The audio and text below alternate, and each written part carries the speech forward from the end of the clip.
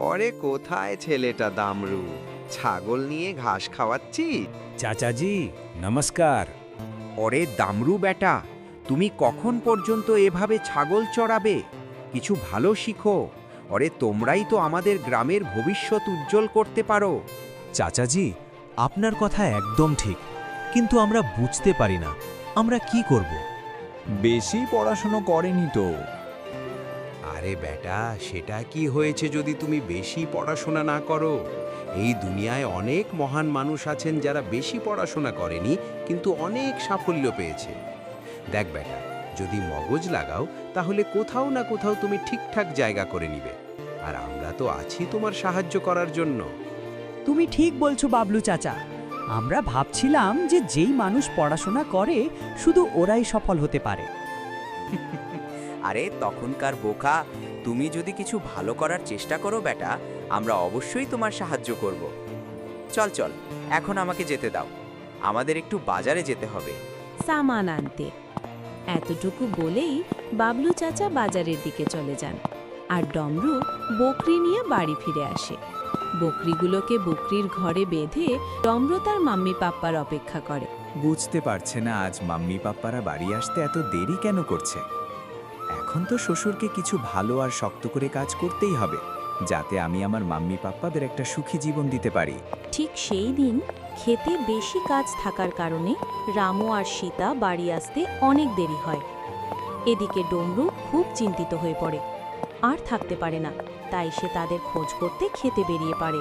রাস্তার মধ্যে যাচ্ছে, আরে ও বজরং বলি, একটু আমাদেরও তো মনটা শুনুন না প্রভু। জানি না মাম্মি পাপ্পা কোথায় আছে আর আজ এত সময় কেন লাগছে। ডমরু খুঁজতে খুঁজতে এগিয়ে চলে, তখন দেখে তার মাম্মি পাপ্পা সামনে থেকে আসছে। তখন তার মন একটু শান্ত হয় আর বলে, ধন্যবাদ প্রভু, মম্মি পাপ্পা না দেখে তো ভিতর থেকে ভয় পেয়ে গেছিলাম। ডমরু তার মাম্মি পাপ্পার কাছে গিয়ে বলে, আরে আজ তোমাদের এত সময় কেন লাগলো বুঝতে পারছি না, তোমরা টেনশন হয়ে যায়। আরে ডমরু ছেলে, আজ খেতে অনেক কাজ ছিল। বীজ বপনের সময়ও খুব তাড়াতাড়ি আসছে, তাই আজ আমাকে আর তোমার মাম্মিকে বাড়ি ফেরত আসতে একটু দেরি হয়ে গেল। আরে সীতা, তুমিও তো কিছু বলো। হ্যাঁ ডমরু, তোমার বাবা ঠিক বলছেন। যদি আমরা বেশি কাজ না করি তাহলে সময় মতো বীজ বপন করতে পারবো না, আর তারপর ভালো ফসলও হবে না। ডমরু একদম চুপ হয়ে যায়। তারপর মিষ্টি কণ্ঠে বলে, আপনি সবাই চিন্তা করো না মাম্মি পাপা, আমি খুব শীঘ্রই কিছু করবই, আর আপনাদের দুজনকে আরাম করতে দেব। হ্যাঁ ছেলে, এখন তো তুমি আমাদের জীবন, তুমি আমাদের সব কিছু।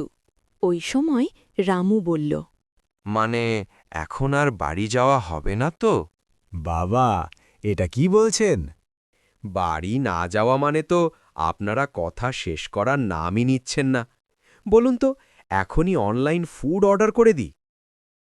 আপনি কি আবল তাবল বলছো? হ্যাঁ, তো চলো, রাতটা বাড়িতেই কাটাতে হবে। আজ আরে বাবা, দেখবেন একদিন এমন সময় আসবে যে নিজের ক্ষেত থেকে অনলাইন ফুড অর্ডার করব আর সবাই আরাম করে খাবো। ও ভালো ছেলে, ভগবান করুক এমন সময় আসুক। কিন্তু এখন বাড়ি চলুন, রাত খুব দ্রুত আসছে। রামু আর সীতা তাদের ডমরু নিয়ে নিজেদের জন্য এত ভালোবাসা দেখে মনটা আনন্দে ভরে যায়। মনে হয় যেন সারা দিনের ক্লান্তি একেবারে দূর হয়ে গেছে। পরের দিন সকালে ডমরু নিজে থেকেই 5টায় উঠে পড়ে। সেটা দেখে সীতা বলে, রে ভগবান, আজ কি পশ্চিম থেকে সূর্য উঠেছে? মাম্মি, কি হয়েছে মা? মাম্মি, ও ববলু চাচা বলছিলেন অনেকেই আছেন যারা কম পড়াশোনায়ও জীবনে অনেক সফল হয়েছেন। সত্যি কি হতে পারে কেউ কম পড়ালেখা হলেও সফল হয়ে যেতে পারে? বাবা, আজ সকালে তোর কি হলো? হ্যাঁ, বুবলু চাচা একদম ঠিক বলেছে। কম পড়াশোনা করেও মানুষ সফল হতে পারে। কিন্তু তুই এত কথা কেন বলছিস? আরে কি হয়েছে? কিছু না বাবা, এভাবেই। ভালো মামি, আমি হাত মুখ ধুয়ে নাস্তা করে আসছি। আমার জন্য একটা ডাব্বা তো তৈরি করে দিও। চম্পার মিটটিকেও চারণে নিয়ে যেতে হবে।